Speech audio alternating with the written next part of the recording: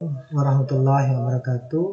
Selamat pagi Bapak ucapkan buat siswa-siswi TSN 9 Kampar, terutama untuk kelas 7. Semoga kalian dalam keadaan sehat walafiat sehingga kalian bisa melaksanakan kegiatan pembelajaran daring kita pada pagi hari ini. Baik, langsung saja. Minggu kemarin kita sudah membahas tentang interaksi antar ruang, yang mana interaksi antar ruang tersebut membutuhkan antara satu ruang dengan ruang yang lainnya saling membutuhkan atau saling berinteraksi. Pada pembelajaran dari kita hari ini, kita akan membahas tentang peta.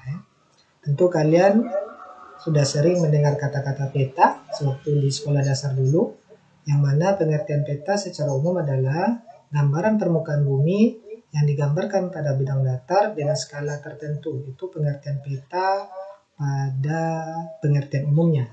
Di sini kita bisa lihat peta. Ini peta Indonesia ya. Sekarang yang akan kita bahas adalah apa saja unsur-unsur peta sehingga peta tersebut bisa dikatakan baik. Jadi peta tersebut bisa dikatakan baik kalau jikalau dia memiliki unsur-unsur. Apa saja unsur-unsurnya? Yang pertama, dalam sebuah peta itu mesti ada yang namanya judul. Jadi kalau peta tidak punya judul, tidak bisa dikatakan peta tersebut baik. Contohnya seperti ini. Di sini ada judul petanya adalah Peta Indonesia 34 Provinsi. Jadi syarat utama peta itu dikatakan baik, dia harus punya judul. Jadi selanjutnya, unsur yang mesti ada dalam sebuah peta dan peta itu bisa dikatakan baik, peta itu mesti ada skalanya. Yang mana yang dikatakan skala? Yang ini. Skala itu adalah perbandingan. Ya. Jadi bagaimana cara membaca skala ini? Skala ini adalah 1/32 juta. Apa artinya? Dalam setiap 1 cm pada peta ini, ya, jarak sebenarnya di permukaan bumi, jarak aslinya adalah 32 juta cm. Jadi cara membacanya itu 1/32 juta, artinya setiap 1 cm pada peta ini jarak sebenarnya di permukaan bumi adalah 32 juta cm. Sedangkan pada skala peta ini 1/50 juta 500.000. Maksudnya adalah setiap 1 cm pada peta ini berarti jarak sesungguhnya di permukaan bumi adalah 50 juta 500.000 cm. Jadi begitu cara membaca skala peta. Jadi kalian harus tahu cara membaca skala peta ya. Walaupun kita belajarnya hanya dari daring ini ya. Selanjutnya, unsur yang mesti ada dalam sebuah peta harus ada orientasi peta. Yang mana orientasi peta? Seperti ini. Di sini ada petanya dan ada orientasinya. Biasanya orientasi peta itu, pada orientasi peta biasanya di atasnya tertulis huruf U.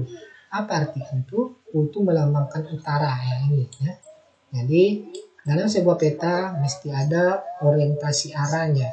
Arah itu atau 8 arah mata angin ya namanya.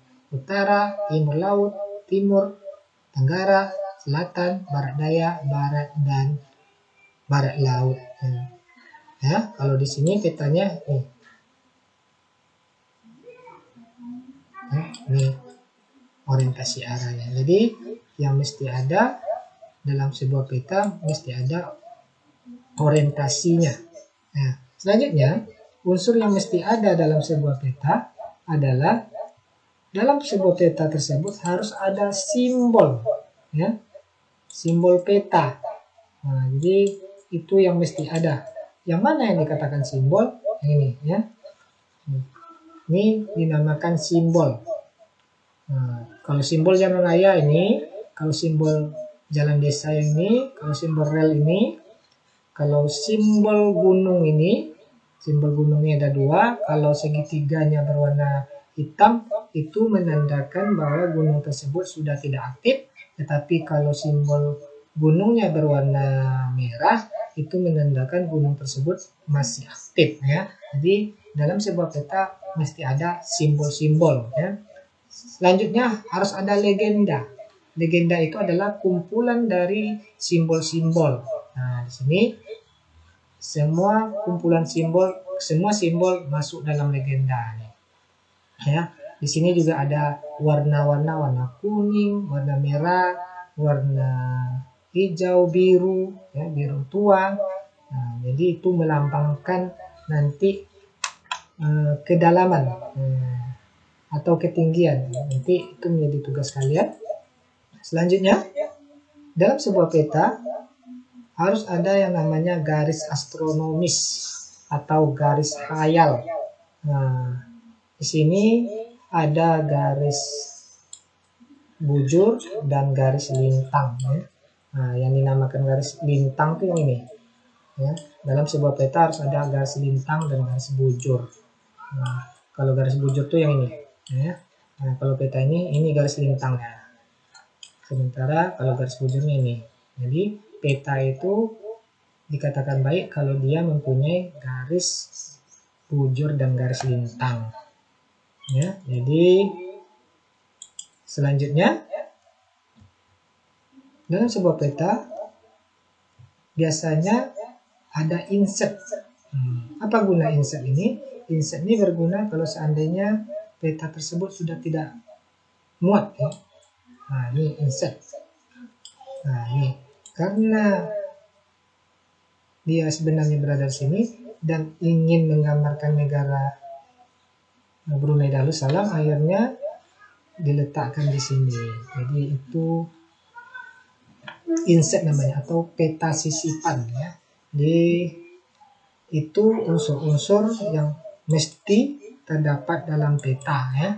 Kalau insert ini bisa ada, bisa juga tidak ya, tergantung pembuat. Tapi pada umumnya dalam sebuah peta harus ada judul, harus ada skala, harus ada garis astronomis, harus ada simbol dan legenda, dan terakhir ada satu lagi lupa, harus ada tahun pembuatannya. Nah, demikian pembelajaran kita hari ini. Tugas kalian adalah buat di kertas HPS dan jawab pertanyaan ini.